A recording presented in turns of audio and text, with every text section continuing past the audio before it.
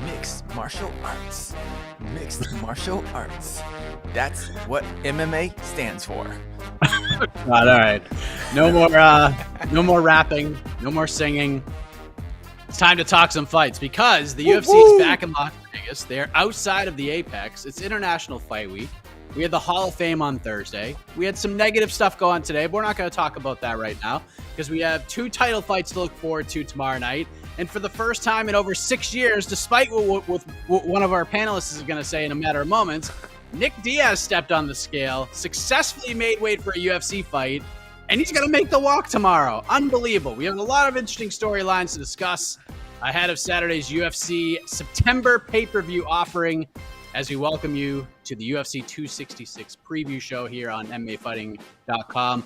We got the whole crew here and some new faces for preview shows. We haven't had this face on very often, but I'm glad he's here. You've seen a lot of this man, but we'll introduce him in a moment. I'm Mike Heck alongside José Youngs, our boots on the ground in Las Vegas, Nevada. How are you, sir?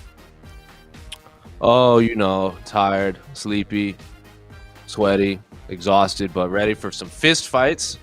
Red carpet was fun. I'm sure we'll talk about that. Yes, I'm sure we will. We have Mr. Jed Meshew back. This is like 3 out of 4 shows, Jed. This is unbelievable. How are you?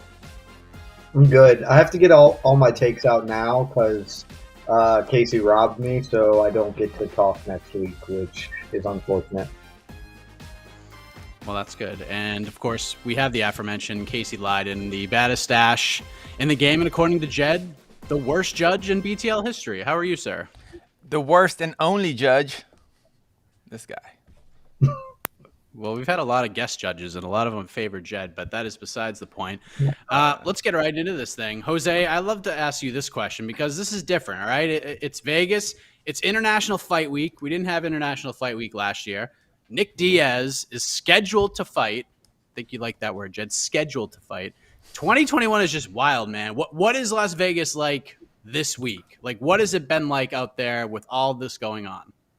It's hard to say. It's hard to compare it to previous international fight weeks. I've been to, I think, every international fight week since about 2013 that have happened. And this one is hard to gauge just because before a lot of the UFC events would be on the strip or as I know Casey remembers, like I think it was 2015 when they had like 3 fight cards in like 3 days, or it was like 2 fight cards in 2 days or something like that. So it's hard to gauge the magnitude of it just because we have to go to the Apex lot, which is way off the strip. So I didn't really feel, and like at the press conference yesterday with like, especially with the Diaz fight, I thought it would just be like insanity. It really wasn't. It was kind of a subdued crowd, regardless of what you heard through the cameras. There wasn't a lot of people there. Maybe it's because it was a Thursday. I don't know. But today, after official weigh-ins, I went down to the Park MGM and the Park Theater, which is right across the street from the T-Mobile, which is where the ceremonial weigh-ins were. And I actually got to see fans in line for autographs. And my God, there are an absurd amount of fight fans standing in 100-degree weather just to get autographs and photos with their favorite fighters. So until today, it didn't feel big, but after seeing the enormous amount of fans all like playing the UFC, like hit the hammer and the ball goes up and stare downs with like virtual fighters and like all these, and like standing in line to meet Jorge Masvidal and Bobby Green and Claudio Gadelha, it does kind of have an international fight week feel. It's just the only thing missing is I think it's missing that fan expo. Like, remember, Casey, like 2000, like before the Reebok deal, they would have that big convention with all the booths and everything. It doesn't have the feel like that because those were fantastic, but it's good to see at least the fans are back and they're able to meet their favorite fighters this week. We're going to talk the top 3 fights in a moment and under the radar stuff, but Jed, we're covering this event from a little bit of a different perspective from Jose because we're not on the scene. We can look at things with a little bit more of a wider lens. We sort of touched on this on BTL. I think this is a really good card on paper. There's some really interesting fights. There's some high stakes fights, some interesting debuts. The main card is really intriguing. This is one of my most anticipated cards of the year from a purist perspective. Of course, We got some bells and whistles for the casuals, which we'll get into as well. But all in all, I really like this card from top to bottom. Your thoughts on the card as a whole, Jed? Mike, you know me, man. I love to tell people to not tune in and just just tune into our coverage on MMAfighting.com. And I feel justified every time I say it, but I can't say that about this because this is legitimately really good MMA. Like almost every fight this weekend has a purpose. It's a really well structured event. Like you said, there's something for everybody here. There's hardcore fans' dreams. There are casual stuff sprinkled in. There are contenders meeting kind of aging out veterans. It's runs the whole gamut. This is the UFC at its best. Like when they are booking a fight card, doing what they are supposed to do as promoters. Kind of this is it, and I think it's the best card on paper all summer. Maybe we're not technically in the summer anymore. I don't really know when the equinox happens, but it's the best card on paper in several months, and I am legitimately excited for tomorrow night. How do you like the entirety of the card, Casey? Like the whole collection of fights in one album, so to speak. How do you like it as a whole? Oh, I'm just gonna say what Jed said. It's actually a great card. Fights that have meaning. Lots of top 10 fighters. Championship fights. The return of Nick Diaz. A rematch of a classic fight. And then you have lots of newcomers, lots of prospects. You have vets like Roxanne Modafferi, and apparently she's gonna break the record for most professional female fights, which hasn't been talked about once by the UFC, which is whatever. But that's cool. And the Dan Hooker Nasrat story just thrown in there too. I mean, it's an excellent card. The prelims rule, even the early prelims, a lot of prospects, and then the fights you have to pay for, all fights that matter, and all fights that deserve to be on a pay-per-view. So, thumbs up, UFC. You did it. Best fight of the fall. Best card. All right, so let's break down this main event. We'll start with you, Jose, because this fight. Hey, wait, can we? I need to send that clip to Dana because we get lots of crap in the media for crapping on MMA, but all four of us just said how awesome this fight card rules. So just take that in mind before later on when he calls us scumbags again. It's still 2 fights too long. Don't need to be 13. Like I'm not going to buck too hard on it, but like. But those are free fights. Those are free fights. Early prelims. Those are like people waiting in line. Insecure. Like there's gonna be like 6 people in the arena for those first 2 fights. But I know what you're saying. We have to cover it. Yeah. Yes, and 3 potential 5-round fights on top of that. But Jose, the main event. This is like a José Youngs kind of a fight, right? You being a fan of high level martial arts competitions above most else, you got Alexander Volkanovski, a guy who just does not get the credit he deserves, in my opinion, returns for the first time since he beat Max Holloway at UFC 251. Depends on who you ask. I thought Volkanovski won that fight, but he's going to defend his title for the second time, this time against his rival, fellow Tough 29 coach, Brian Ortega. And not that this fight really needed it, Jose, but Volkanovski is trying to up the ante with the trash talk, which is very unlike Volkanovski. So a lot to unpack with what I just said, but what are your thoughts on the fight, the build, and Volkanovski just trying to throw shade every chance he gets for this fight? Oh, I mean, I was hyped for this fight the second Brian Ortega beat the Korean Zombie, because we all knew once Brian Ortega, he didn't technically win by knockout, but I'm gonna say when he knocked out the Korean Zombie on Fight Island, we all knew that was the fight to make, and I immediately was just salivating at this matchup. I knew Alexander Volkanovski, like you said, I don't think gets enough appreciation as being a champion. I mean, a lot of people consider like Max and Jose Aldo and Chad Mendes 3 of the 5 greatest featherweights ever, and Alexander Volkanovski has beaten all of them, and he's still always the underdog and is still considered the second, and some even put him the 3rd best featherweight in the world behind either Max Holloway or AJ McKee or somewhere in that gambit right there. I still put him at the top just because he is the UFC champion, but I'm not going to argue with anyone. And then Brian Ortega, outside of that Max Holloway fight, has looked absolutely unbelievable. He has a whole new team. Has a whole new management system. He just seems like a new man. And yeah, Alexander Volkanovski has sold the hell out of this fight. And it's weird to say. I know you're going to ask, like, what is the under the radar fight? of the night. And it's weird when the main event is the one that no one is talking about, because obviously everyone is in town for the Diaz Robbie Lawler 5-round fight. Everyone keeps forgetting it's 5 rounds. But the main event checks every box. There's heat between both coaches or both fighters. They have a ton of footage of them interacting. They are both clearly 2 of the top 3 featherweights in the UFC right now. And I think Brian Ortega even said it's going to be him, Volkanovski, and Holloway. It's like a triangle. Those 3 are going to be at the top. And I'm very curious to see if whoever comes out the losing end, if they put on a good showing and it's like a fight of the night that a lot of people think, I don't think either man is going to lose much value in the rankings. So this checks every box of an incredibly high level martial arts competition that I don't even think needs a title on the line for it to absolutely rule. Volkanovski, underappreciated. He's he's fighting with a chip on his shoulder. Brian Ortega thinks he's the man and wants to, as he said, he's coming for Volkanovski's head, forget the belt. And they're just 2 of the best featherweights on planet Earth. So I think I'm glad this is the main event, because let's not forget, this is the first time Alexander Volkanovski has ever headlined a UFC fight ever. And he's been on several pay-per-views. I think this is Brian Ortega's, I want to say 3rd headliner. So Brian Ortega has more main event experience than the champion. So love everything about this fight, and I can't wait. I know everyone's excited for the Diaz-Lawler fight. I am too. I've been tweeting about that fight for about 8 years now. I'm glad it's finally happening. Wish it was at welterweight, but this main event rules. And I really hope people don't just tune out after the Diaz-Lawler fight, because you're going to miss something special. Casey, you have not been a big fan of Volkanovski trying to hype this fight up, have you? No, because I just don't. Okay.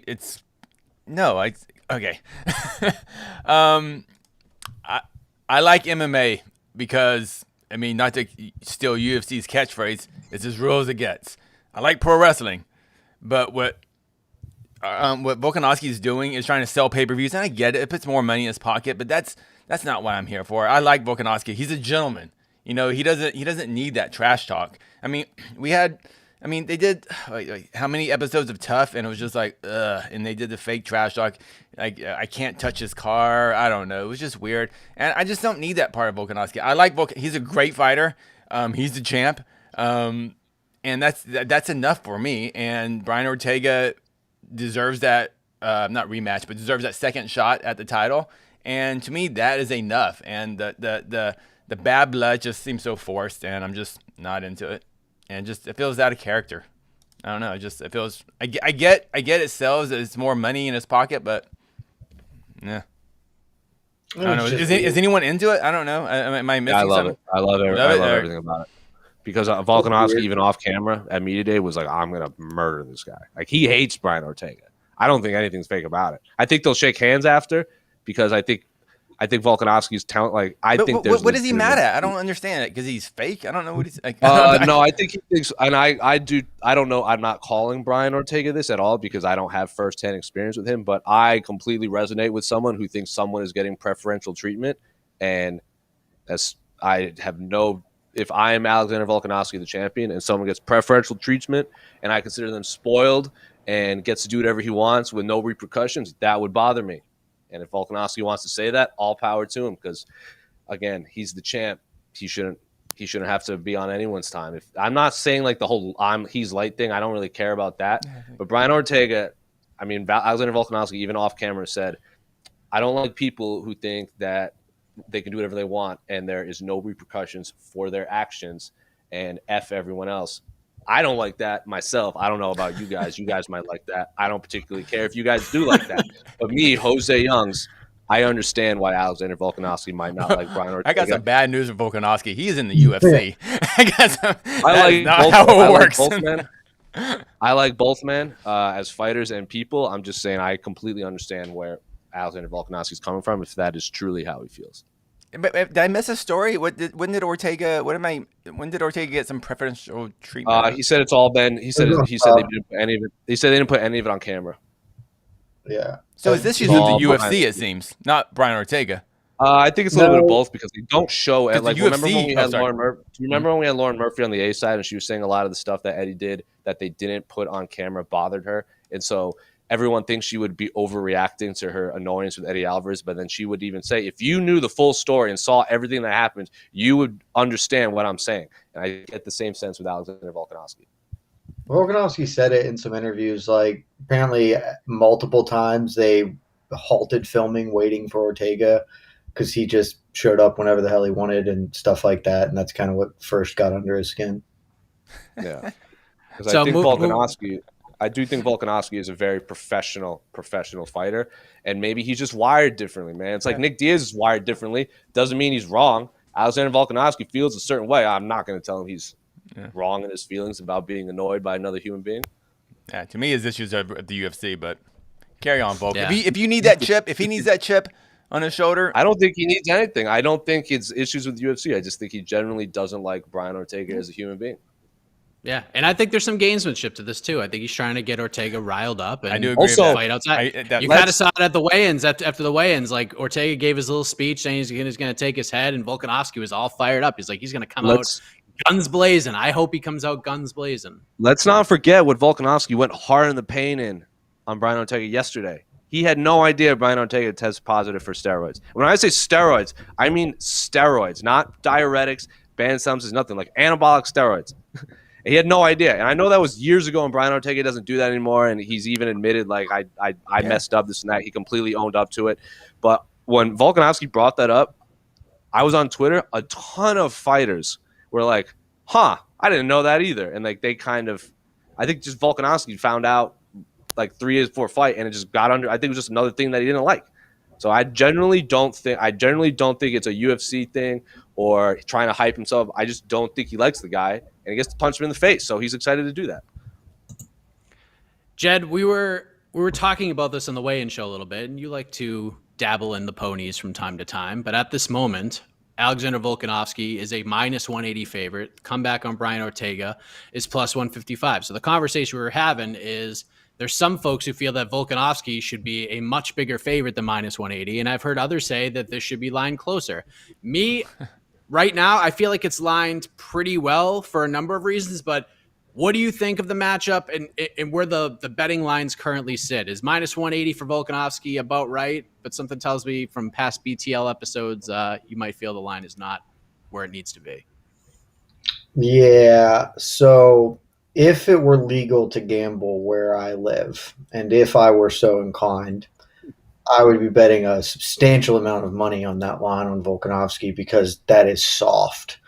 I would also, in this hypothetical world, be putting a pretty good sum on Volkanovski by decision because, as I've said many times on our various programs, Brian Ortega sucks at fighting, and Alexander Volkanovski might actually just be the best fighter in the world. We talked about it yesterday on BTL, so I won't go deep into it. But very quickly, I think Ortega is the most interesting test for Volkanovski because I don't think anyone over 5 rounds can beat him. Like, whether you think the Max fight, however that played out, by the end of it, Volkanovski had adjusted to the changes Max made between fight 1 and 2 and was taking over that fight. And I think that that's just how he is. His mind for fighting is so good. His ability to make in-fight adjustments is very sharp. Like he's the house, and you can't bet against the house a bunch and come out ahead. The way you can beat Volkanovski is with one big piece of offense, and that's what Ortega's game is. He loses the fight but wins the war because he can snatch up a neck or get a finish. So in that regard, I think he possibly presents the best chance to unseat Volkanovski. But I don't think it's at all likely. Like I watched more tape since yesterday because I didn't have anything else to do today. And one of the things that really stuck out to me is Ortega, you got to give him credit for all his wins. I know I don't give him a lot of credit because, again, he sucks at fighting. But you have to give him credit for the resume that he was built. But at the same time, like all of the fights that he was losing until the one big piece of offense, none of the great finishes of Ortega's career have come against like super strong defensive fighters. Like he's managed to snatch up a gi. Like Cub Swanson is a good fighter, but you would never be like defense is the strength of Cub Swanson's game. And it's sort of like that. The best defensive fighter is Korean Zombie's not a great defensive fighter either. The best defensive fighter ever faced was Max Holloway, and he got the size 9s put to him, man. Like I think Volkanovski is a much better defensive fighter than Max Holloway. Even he is. I just don't see a realistic avenue outside of getting a guillotine because Volkanovski really slips up. Otherwise, I think he's better everywhere, and he's probably just going to dominate this fight. Ortega's tough as hell. I don't think Volkanovski can get the finish just because he's not a huge finisher. But again, in a hypothetical world where I could gamble on this, I sure would be putting a pretty good sum on both Volkanovski straight at those odds and Volkanovski by decision. Hypothetical worlds are always fun worlds to live in. And what was kind of at stake in my mind, at least until earlier today, Max Holloway would be kind of waiting in the wings for the winner of this fight, especially if Ortega won. But we found out that Max Holloway has agreed to fight Yair Rodriguez officially on November 13th in the main event, which was stunning to me because when this fight was first thrown out there by Dana White, it was nowhere near being done. Holloway wasn't cleared to fight. There was all sorts of stuff going on. And if I was Holloway, I was like, why would I fight anybody right now with this title fight looming in the background when you're sitting there waiting for the winner? But here we are. You're just going to fight Yair November 13th and get Probably the winner if he wins. He's going to get paid to beat the hell out of Yair and then get his title shot. Yes, but before Holloway or Yair can get into this picture officially, this fight for the featherweight title has to happen first. So let's get right into the picks. Jed seems to be high on Volkanovski by decision. I gave my pick on the weigh-in show. I think Volkanovski will win a competitive decision, competitive to a point, but not so competitive that when it's over, I think we're all going to be on Twitter saying Volkanovski definitely won that fight. But I just think he has so many weapons. All are very effective. And if, like Jed said, if he could avoid something completely out of left field, which is not out of the realm of possibility, he should win this fight. So that's my pick. Jose, your thoughts? Who walks out of Vegas the featherweight champ? I'm going to pick Volkanovski by, like you said, close decision, but I don't think we're going to be hammering down the door to declare Volkanovski the unanimous best featherweight in the world. I just think he's going to hold his place as champion. And I only pick Volkanovski just because going 10 rounds against Max Holloway, and I know a lot of people disagree on whatever, but he did win both. And this new Brian Ortega, we don't have enough tape. I'm going to use tape on this new Brian. So for all we know, Brian's the best featherweight in the world. I'd have nothing to base my judgment off of. So I'm just going to go with the man that has been, steadily fantastic, and that is Volkanovski. I hope Ortega's not the best featherweight in the world, or I'm going to catch a rash of shit. I don't care who's the best featherweight in the world. I just want a good fight. Well, I'll tell you what. There's one panelist in our rankings who has Volkanovski number 4 in our rankings. I don't remember who that person was, but I don't know. But Casey, unless your mind changed from earlier this morning, you are on the and new train, are you not? I'm going and new. On my rogue panelist rankings, I am going with the number 3 ranked Brian Ortega to defeat the number 4 ranked Alexander Volkanovski by 4th round guillotine. He will take a whooping in the first round. He's gonna adjust. 3rd round, he's gonna do a little better. Volkanovski gets a little desperate, sticks that neck out. Everybody says I'm the troll of MMA fighting, and it's really this man. It is this. No, because trolls don't believe what they say. Casey truly believes that. Unless Brian Ortega has very fragile hands and he breaks his hand again in the first round, like he did with Max Holloway, unless he breaks his hand again, unless there's some weird injury. But I think the Brian Ortega we have now, new camp, looks like he had a great weight cut. He'll win this in the, what did I say, 4th round. 4th round. He looks in the best shape I've ever seen. He looked great, yeah. I thought he looked physically, this looks like the best Brian Ortega I have ever seen. Yeah. So that's my prediction. But there we go. Man, but I said this on the weigh-in show. Volkanovski is freaking awesome. He's freaking awesome. Brian Ortega is freaking awesome. Just a little bit more freaking awesome. That's all. So that is the main event. But Jed, if this was a 3-round fight, I would pick Volkanovski. But 5-round fight, I'm going Ortega. The longer the fight goes, the better that is for Volkanovski. Oh. I'm cool with you picking Ortega. Like, I think that's bold, but fine. I think it's categorically insane that you have Volkanovski ranked number 4. Like, Over that's what? just nuts. I don't know. I have Holloway, McKee, Ortega, Volkanovski. Yeah, how is he not 1B with Holloway? Like, that's just insane to me. I don't. Yeah. Tune in to the to the new ranking show that'll be coming out Yeah. very soon. The first Wednesday in October, I believe. So stay tuned for that. Maybe this rogue panelist will come on and be able to explain himself. But before we get to the main event, we have the women's flyweight title on the line, and Lauren Murphy will look to do what many feel is the absolute impossible, and that is dethrone the queen of the 125-pound division, Valentina Shevchenko.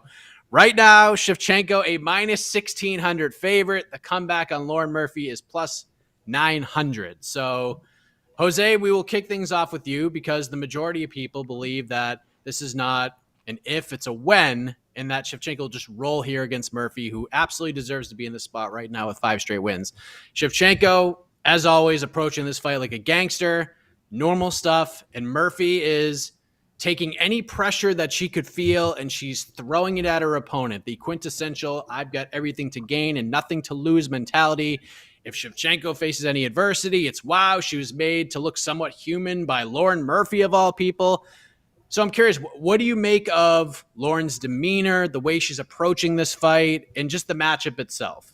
I mean, Lauren Murphy is saying everything right and acting right, and is clearly doesn't seem overwhelmed by the moment whatsoever. If anyone has watched any previous interviews that she's done with us about her past life or seen countdowns or anything, she's been through a lot of hell in her life, so I don't think fist fighting Valentina Shevchenko is even remotely close to the worst thing she's ever faced in however old she is, however long she's been on this earth. So you said that Valentina's approaching this like a gangster. I think Lauren Murphy's doing the same, approaching it the same way. Like, I loved her line where everyone's putting this pressure on me to face the best female fighter in the world, but what if Valentina Shevchenko beats me but doesn't just put me away?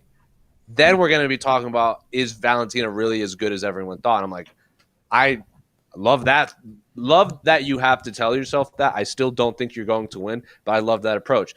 I do think Lauren Murphy will win at least one round. I think Valentina wins a decision. I don't think she finishes Lauren Murphy. She is an incredibly durable. And as Jed and I have said on many Between the Links, making your opponent look bad is a skill, and Lauren Murphy does that very well, where she just takes her opponents completely out of their game and squeaks out these decision wins.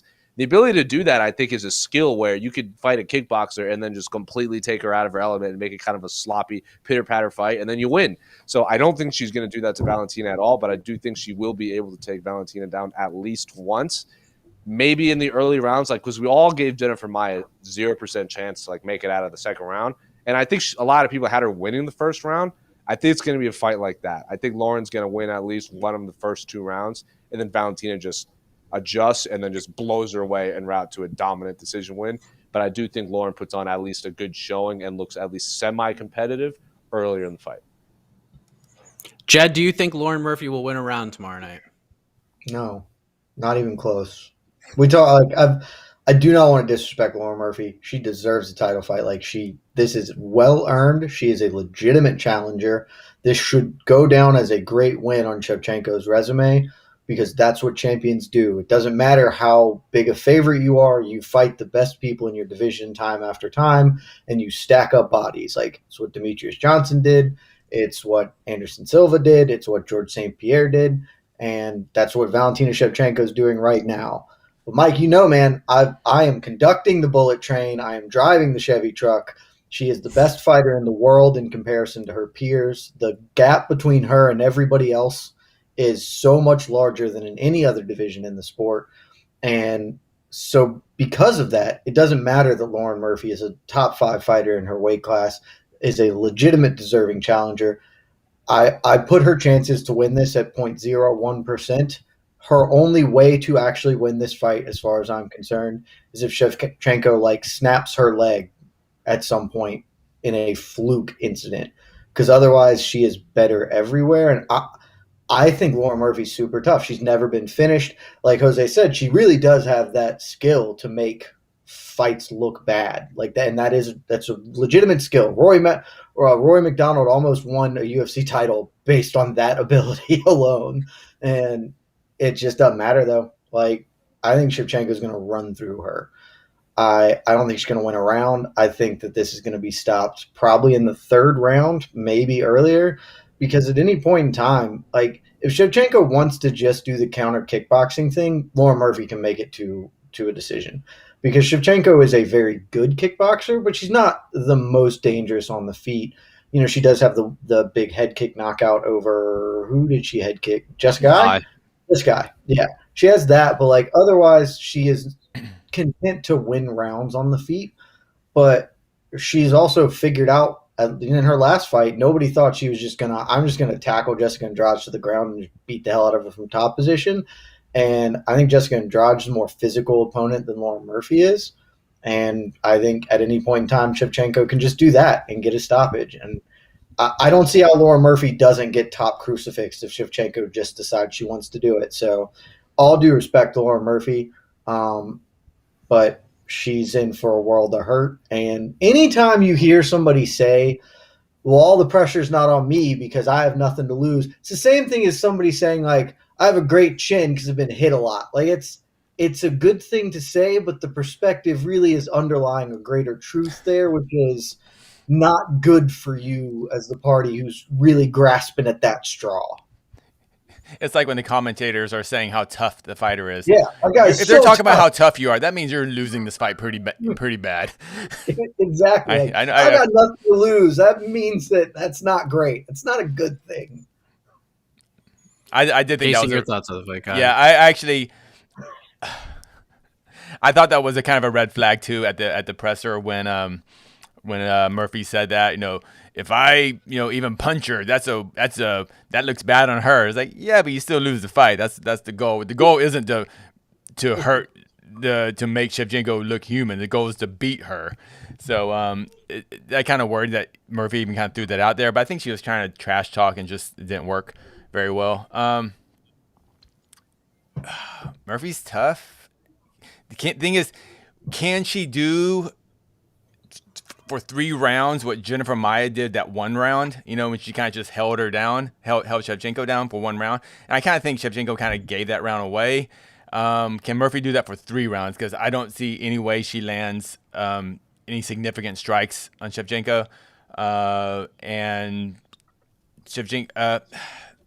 I don't see her really taking Shevchenko down, you know, easily. I mean, she may get her down once, so I'm kind of Jose. I'm like in between what Jose and Jed said. It's gonna be pretty one-sided. Murphy will have her moments, but I just kind of think it's gonna be an ugly fight. I think it's gonna be maybe a little bit better than Carmouche fight around there. I'm not as much as I love Valentina and her awesomeness. The fights themselves just don't blow me away as far as like entertainment wise, but skill wise, yeah, Shevchenko should show up and look dang good. She's the new Anderson Silva. Like, she's gonna have some duds because of the way she fights, and if opponents don't want to try and give her anything that she wants to work off of, she'll have some duds and just win convincingly. But if they want to put their head out there, she'll kick it off or top crucifix you. Like, I'd also just like to say, because it hasn't been brought up, Katlyn Chookagian had never been finished until she fought Valentina Shevchenko. Neither had Jessica Eye. Like, Lauren Murphy's really tough, but there's a world of difference in who you're fighting, and that toughness does not go that far against the best fighter in the world. Jed, just why do you think Maia got that 1 round when she held Shevchenko down? Was that just a giveaway round by Shevchenko? I mean, what's to keep Murphy from doing that for 15 minutes? After 5 minutes? I'm just wondering. I agree with you. I sort of think that it was. I think that my take on it was that Shevchenko wasn't really anticipating how physical Maia could be, and Maia proved to be like, you know, not a direct match for her, but like she did not get bullied in the clinches. And so once Maia got that kind of one hole, that I think Shevchenko just kind of took the round off, because it's not like Maia threatened with anything whatsoever. Exactly, she was just moving on. And after that, it never happened again. would venture to say in part because it seemed like Maya spent a lot of energy just trying to hold on. And so that was my take, is that I think Shevchenko underestimated how physical Maya could be. And then in the moment was just like, all right, well, this is not going to happen again. So you're tired now. All right. That's co-main event.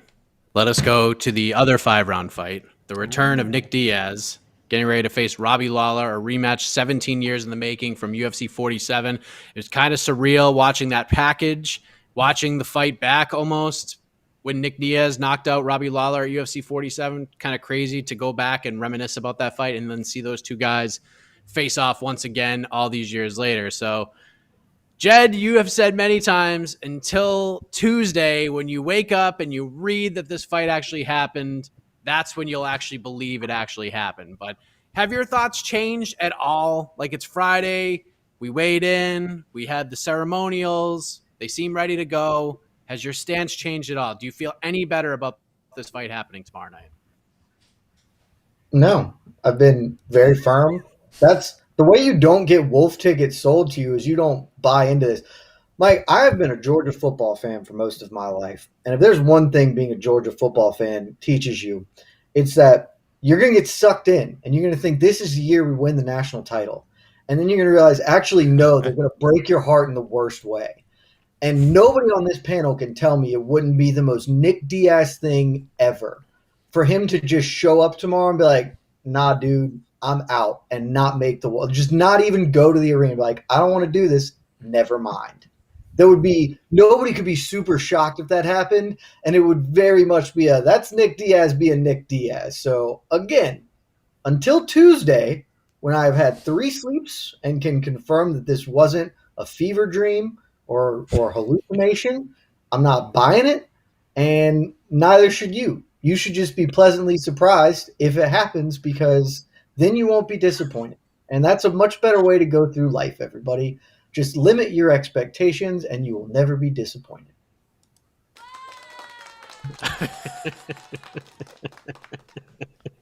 Well, there you go. So, Jose, we're going to think positively here. This fight does happen. Both guys make the walk. Buffer introduces them. The referee says, let's go. Have a fight. It will happen. Yes, I feel like it's going to happen at this point as well. I'm not buying into this whole expect the unexpected thing that Jed's throwing out there. But we had Cody Stamann on BTL. He is not interested in this fight whatsoever. In fact, he said he's going to spend the entirety of the fight in the bathroom, just avoiding it altogether. He just thinks it's going to be an ugly fight. It's going to be, he thinks, I believe the word sad, he's just going to be sad by the output of these guys. It's not going to be a fun fight. Do you agree at all with that kind of sentiment, or do you think these two guys are just going to get after it and surprise a lot of folks and just have a classic tomorrow night? No, I don't think it's going to be classic. I think it's going to be one-way traffic. I think it's going to be Robbie Lawler just throwing baseball bats for 10 minutes until either he gets tired and then stops, or he puts Nick Diaz away. Of all the media members, I think everyone here is picking Robbie Lawler on site, except for New York Rick, who is, for whatever reason, saying Nick Diaz is a fighter and he's going to win. And I said, live your truth, my guy. But everyone else is picking Robbie Lawler. So I just think, like, Robbie Lawler has fought a bunch of fighters in their prime, and everyone. Someone was saying, like, Robbie would have lost to anyone in those octagons. Like, he would have lost to. He could have fought anyone on that night. He fought RDA and he would have lost. He would have lost to anyone if it was anyone else but Colby Covington. I disagree with that completely. He just fought a murderer's row, and then he fought the guy who has the second most wins in the history of the UFC welterweight division. He took that fight on like semi-short notice against a stylistic matchup in Neil Magny that just is tailor-made to just neutralizing Robbie Lawler. And he put Ben Askren's skull through a canvas and then woke him up with another punch. If Herb Dean stopped that fight against Ben Askren, I don't think anyone would have complained, and the entire landscape of mixed martial arts as we know it would be completely different, because then we don't get the flying knee from Masvidal, we don't get the BMF title, we don't get any of that. And it's because Herb Dean allowed Robbie Lawler to wake up Ben Askren with a fist. So I'm picking Robbie Lawler. Bro. He looks very, very angry. I don't care what Robbie Lawler says at the press conference or the media days, saying he's just focused on the fight, this and that. He looks really, really angry when he's not on camera. I know people say that's Robbie Lawler. That's just his face. No, this is different. I don't believe there's no part of me that believes that Robbie Lawler said whatever to fighting at 185 like 5 days before, because he looked pissed when he was talking to his coach, like off camera and coming in and everything. Didn't look happy whatsoever. Didn't look happy at the press conference. I don't think he was normal Robbie Lawler. I just hate doing media. I just think he was mad in general. So at this whole situation that's happening, I think Robbie Lawler is still a terrifying human being, and I think he beats most people outside of the top 15 at 170 pounds. I just think I don't want to call him washed by any means, because he still hits really hard. I just think they give him really tough matchups against guys with the crazy cardio, crazy durability, and it can just neutralize his winging punches. So I'm picking Robbie Lawler. One-way traffic. Jed, let me ask you this. After interviewing Robbie Lawler a couple weeks ago, I got the feeling that win or lose, this is it. This will be his last fight, especially now that Carlos Condit has retired. There's really not much left for him that would really interest him at this point, because he's not going to stick around and fight up-and-coming 170 pounders. He's just not going to do that. Like, it just makes no sense for him. If it doesn't excite him, if it doesn't get him up, he's not going to fight. He's just going to hang out with his family and train on his own. Like, he doesn't care. So outside of this fight, I just don't know if anything else would get him out of bed and get him in the gym to like train extra hard after this fight. Do you kind of believe that win or lose or draw, this is it? This could be the last time we see Robbie Lawler fight in the UFC, or maybe anywhere at this point. Yeah, probably. I hadn't really thought about it until you said it, but it makes a lot of sense. Which is a shame, because I always wanted Robbie Lawler versus Anderson Silva. That fight always seemed awesome to me, and there's no chance of that happening unless Robbie wants to go be a pro boxer. That'd be kind of cool. Pro very in very loose terms there, but that'd be pretty cool. But yeah, I think you're right. Like, I don't know what else would get him excited to fight, and his legacy is as secure as it gets in this sport. He doesn't need it. I don't think he needs it from a financial standpoint. I'm not his accountant, but I think he's doing okay. And honestly, if this is his last fight, this is a really good way to end his career. There are not a lot of good retirements in MMA. It is a sport that is awful to its aging veterans, and he would de facto have one of the best MMA retirements ever if he beats Nick Diaz tomorrow and then just rides off into the sunset, and that'd be great. So I hope so. Honestly, I hope that this is his last fight. I had not thought about that at all, but with Condit gone, that's the only thing that I would have really wanted to see again. And it's better for all people and everybody's brain cells that fight is not run back. That was just a one-off.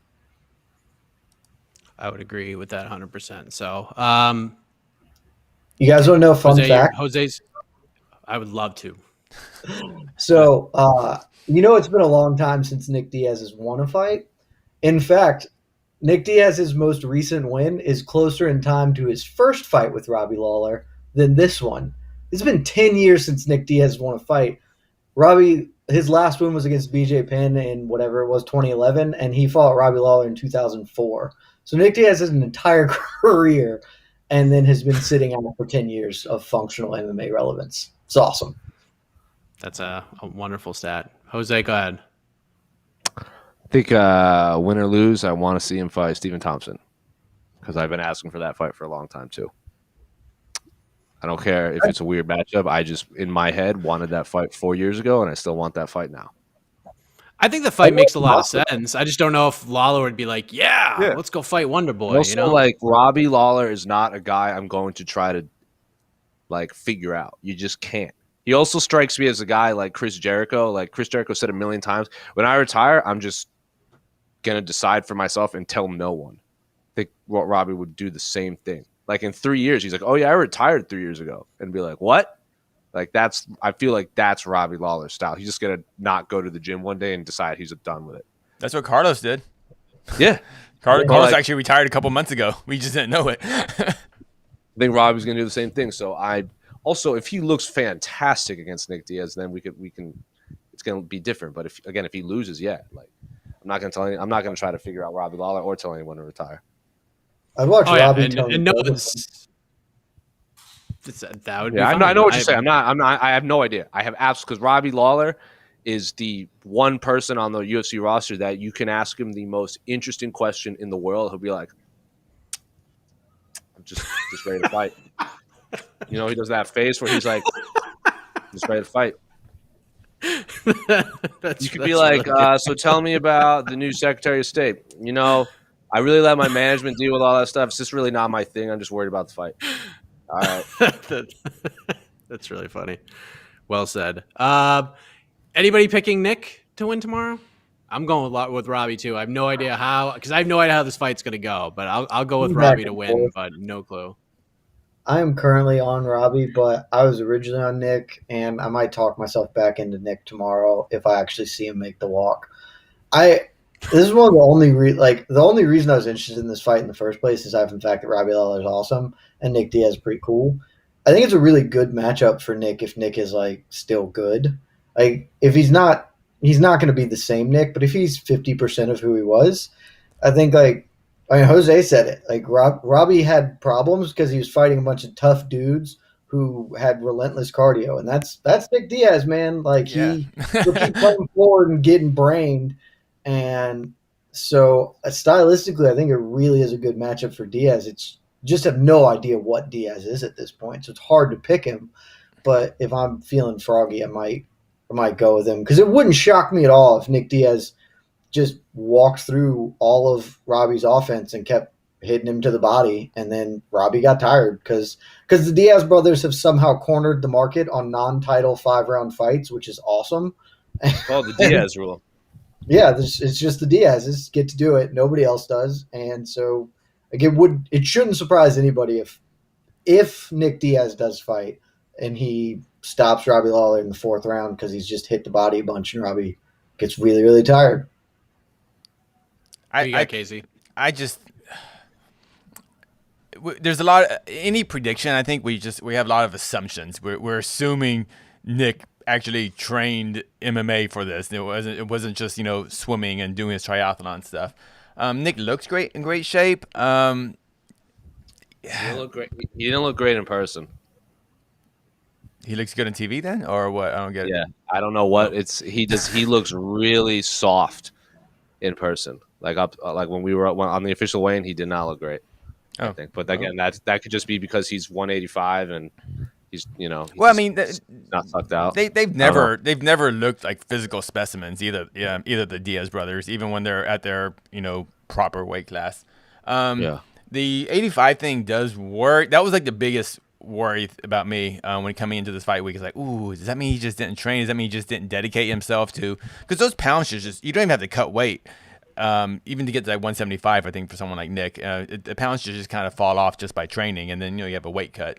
So the 170, normally I'm like, oh, screw weight cuts, but I think for Nick's case it's a bit different because 170 isn't a dangerous weight cut or anything like that. But man, I don't know. I think this fight, I have no idea who's gonna. I just don't know what Nick's gonna show up. I know Nick will show up.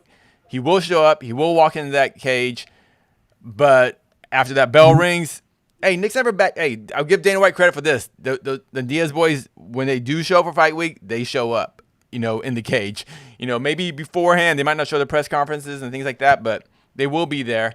I have no clue. I have no freaking clue. I do think this definitely favors Nick being 5 rounds, but he's gonna take a couple of big shots to get to those championship rounds. Who knows? I really just have no idea. I can't even give an educated guess. Zero clue. Oh, I got it. Outside of Valentina Shevchenko, just throwing this little number out there, the 2 biggest favorites on this card outside of Shevchenko are Matthew Semmelsberger, -550 against the debuting Martin Sano, who, let's be honest, we know why he's in the UFC now. Then the other, Tyler Santos, -450 favored over Roxanne Modafferi, who the comeback on her is +340. So, shall we go to the peeps? Do we have any questions? Yeah, we got questions. Hold on a second. Yeah, let's go to the peeps. Yeah. We'll take a few from the peeps. All right. Oops. If Robbie Lawler beats Diaz, we'll have to wait 15 years. Will we have to wait 15 years to see the trilogy? Nope. You think if this fight, is there a chance this fight might have a trilogy? If Nope. it's a good There's fight, zero. I think there's 0%. all right. Even if it's a great fight, I think 0%. Did you watch that interview with Brett Okamoto and Nick Diaz? I did. But then the very next day, Nick Diaz shows up at the press conference and he's like the opposite person. He's just like, I'm happy to be here. No, I'm not talking about like his demeanor. I'm talking about specifically. He's like, why am I fighting Robbie Lawler right now? Why am I doing this? Who made this fight? They're idiots. So I don't think. I just went through like 6 hours of Nick Diaz footage. Within 3 or 4 minutes, he'll say both sides. So I understand. I understand what you're saying, but yeah. I think there's a 0% chance. I don't think he fights at Lawler would 170. take it. Like, after the weight cut shenanigans, I don't think Lawler would take a rematch. Yeah, I'm so interested. I'm interested in why did Lawler take this fight? Because he's been asked millions of times over the years. Straight up money? What was his reasoning? Did he say? I know he didn't say straight up money, but did he kind of just allude like they gave me lots of money for this? Because Lawler's been kind of avoiding this question for like years, asking about this. Yeah, well, because after he even said after 2, 3, 4, 5 years, he never thought it was possible. He never thought it would happen. Yeah. So he just stopped thinking about it. Even though people were asking him about it, he was just like, it's never going to happen. I'm not going to worry about it anymore. And then they actually offered it to him, and he was like, all right, sure. Why not? I'm sure they're paying him pretty handsomely. Robbie also strikes me as a guy who he will think, like, I have a feeling he did think about this fight a lot more than he let on, but he's never going to tell the media that. It's like someone asked him, it's like, oh, are you ever disappointed that you didn't fight George? And like any other fighter would be like, yeah, like he would have been a great match. Like I would have loved to fight the greatest welterweight of all time. Robbie's like, it just didn't happen. I don't put my mind into something that didn't happen. And I was like, yeah, that's the most Robbie Lawler answer ever. So, but in the back of his head, I'm sure he would have loved to say more. He's just not the guy that's going to tell the media that. See, I take him at face value. I think Robbie Lawler does not live in a world of hypotheticals. Like he's just like, nope. I get what you're saying. I get what you're saying, but like I just feel like I feel like he thought about he's wanted to rematch Nick Diaz a lot more than he's let on. But again, like what you said, if it's not going to happen, it's not going to happen. Yeah. So maybe he moved on. Maybe outside of his own head, he moved on, but internally, I'm sure he wanted that fight. Yeah, it's about evolving and getting better. That's what it's all about. That's what he says. Yeah, here we go. I think we got this question on one of our different podcasts, but let's go ahead and answer it again for this one. Why isn't Lauren Murphy getting credit as a title challenger from media and fans? Are people starting to get bored with Valentina as champion? People are pissed she didn't beat Amanda the second time. I mean, listen, what can he do? What can he do? Like, I think Lauren is going to be very competitive in this fight. I don't think she's going to win. I think she's going to take a beating. But I think that's what's going to raise her stock is that she's going to be super tough and she's going to have her moments. Even when, like, the 4th and 5th round, when things aren't looking good, she's going to hang in there and she's going to fire back and she's going to prove toughness. She might even, like, talk a little smack to Valentina in the middle of the fight. Doesn't mean she's going to win, but I think we see things like that. I think it's going to be a more exciting fight than people think. But it just is what it is. Valentina, like Jed said, Valentina is just so much better than everybody in that division. Like it's just that. I don't think it's disrespecting Murphy as much as it is respecting Shevchenko. Yeah, agreed. And also, I go by this kind of too. The same road that Murphy got to the title, if you gave Valentina those same opponents, she wins more impressively. You know, the 4 or 5 wins that Murphy had to get to this title shot. And Murphy earned her title shot, but a couple of those wins were they could have easily gone the other way. So I think that's why, if Mr. Bose is wondering why maybe Murphy isn't getting that kind of push that, usually contenders get, like Ortega's getting, that's kind of why. Just Murphy's road hasn't been as clear cut, at least in her wins. It doesn't help that, like, obviously, like, there are fights, like, perfect example, when Brian Ortega knocked out Frankie Edgar, Dana White at the press conference was like, yep, Brian Ortega, #1 contender. When Francis knocked out Overeem, he's like, yep, Francis, getting the next title shot. When Lauren Murphy beat JoJo, every person in that media room was like, yeah, she's going to fight Valentina next. And Dana was like, we'll see. We'll have to get together on Monday and figure out what's next for Valentina. Like, not even Dana White is telling her as a contender. I don't think Dana's ever really sold Murphy. And I think Valentina and Lauren Murphy cut very underrated promos in different ways. Like Valentina is like just oozes confidence, and her like one-liners are just fantastic. And Lauren goes on these like long diatribes of just like whatever she wants to talk about. And I do think it's very interesting when she gets on these roles. So two very different promos, but two promos that I think people pay attention to. Like her promo she cut on Fight Island about how she's better ranked. She should be ranked higher than 4.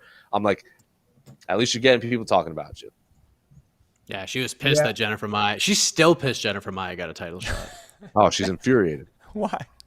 Whatever. I think there's a way more simple way to answer this. I don't think anything that was said was wrong, but like, what's Lauren Murphy's highlight package? If you're putting this together for this fight, what's the highlight package you're putting to promo her here?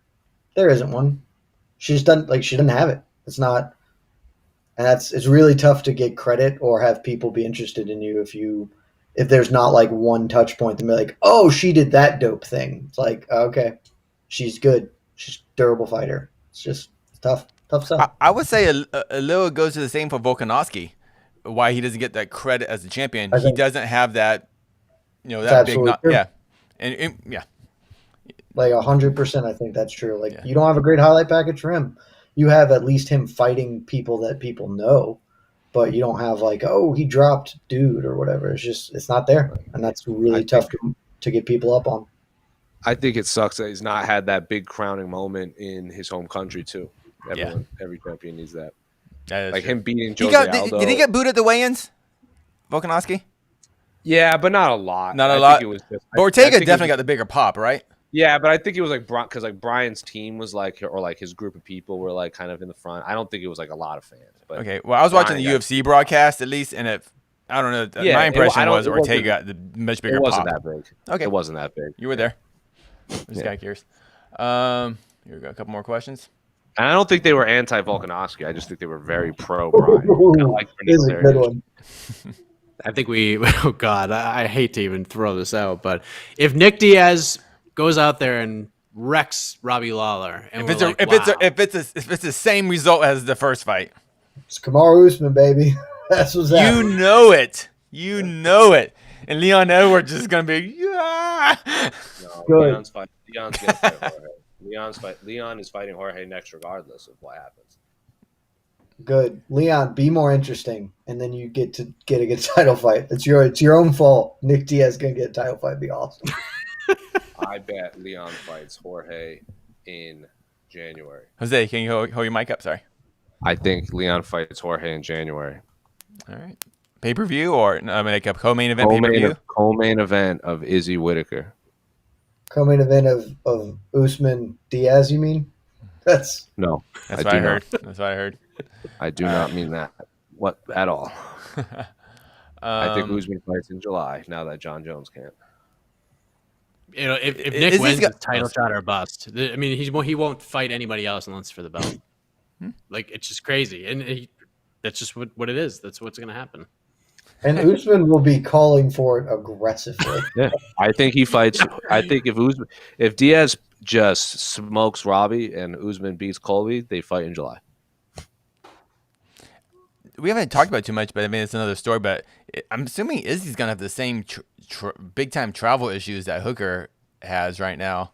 So who knows what's gonna happen with all that? I think it's gonna be January. All right. These are silly questions. Yair versus Ortega next year for the title. What do you think are the chances? Yeah. Wow. 25. This is mixed martial arts. Anything can happen. I'll go 14%. I think and this is 1%. I think Holloway wins, and I think a better question next year, does Yair Rodriguez fight next year is a better question. And that's like, I love watching Yair Rodriguez fight. He hasn't been the most active fighter. which is I'm not knocking him. It's just Well, that was Holloway. It was Holloway that put. Sometimes it's him. Sometimes it's his opponent. It's obviously it's just a lot string of bad luck. I know, but Yair, we had the 3 strikes for not sharing his location with USADA, and then he like disappeared for a bit. So and then he got hurt, and then cut, and then not cut, and then Holloway got injured. I don't know what Yair's gonna do next week, let alone next year. I just hope Holloway. I just want to see that fight. I want to see Holloway back in the cage, and I hope he's. That question would be freaking Giga versus Max. That'd be a banger of a title fight. Here we go. Oops. One more question from Uno Mas. Thoughts on Dan saying CKB may move to the States? They may wind up in Cali. Yeah, I mean that's probably the move, right? I don't think they would do California. Why not? I think they'll move to the States though. I think they do Miami. I think they do Florida. I don't think it happens. Dan Hooker kind of like these guys are going overboard when he was talking about that. And, at the media day at the scrum today. Yeah, he was like, I think Izzy's just kind of talking from Izzy's passionate, as we kind of said. I don't think they'll all move together, but I do think I think it'll be a temporary move until this passes. I don't think like the top guys. Not the gym, because the gym's got like. Well, I think the ones that can guys. afford to be. I think the guys that can afford to be full-time fighters will move to the States temporarily. Because obviously, like when you're a lower ranked fighter, a lot of them have jobs that they can't just like leave to go move across the world. I think like the top level guys will move to South Florida. It's really only like maybe 3 or 4 guys, and maybe. Well, they have kickboxing too and stuff. Like it would be like. Eugene, Izzy, I don't like Volkanovski splits time, Hooker, Shane Young, Riddell, and then Blood Diamond, Carlos Olberg, all those guys. Yeah, okay. I think they'd be like 10 to 15. It'd be interesting. All right, I think we're good, gentlemen. Yeah, I mean it all goes down cares tomorrow. about the rest of this card, Philistines. Let's talk. All right, pick one. I just meant the fans. What are you talking about? Yeah, you're right. This card, we were talking about how awesome this freaking card is. How many top 10 fighters on this card? How many fights actually have serious significance? Yet nobody's talked about Andrade Cavillo. No one's talking about Curtis Blades. Nobody's talking about Marlon Marab. We didn't talk about that fight.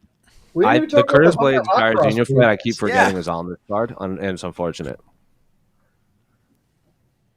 Yeah, I love that. There's a lot of good ones. I love all those fights. I think Cynthia is going to be one-way traffic for Andrade. Oh, yeah.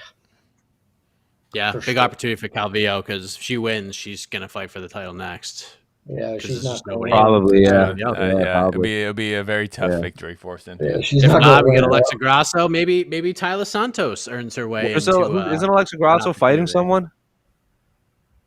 Yeah, she's who is she fighting?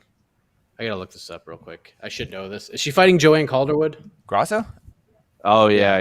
That's a good fight. Yep, it is. So if she wins, if Grasso wins that one. UFC, I maintain that the thing to do with women's flyweight is have Shevchenko do a Queen of the Hill and just take all the top 10 fighters and one after the other into the cage against her and see how deep she can get into the rankings. I think she could make it through 8 before. No, oh my goodness. Are you on the whole Shevchenko could beat Jake Paul in 0 seconds?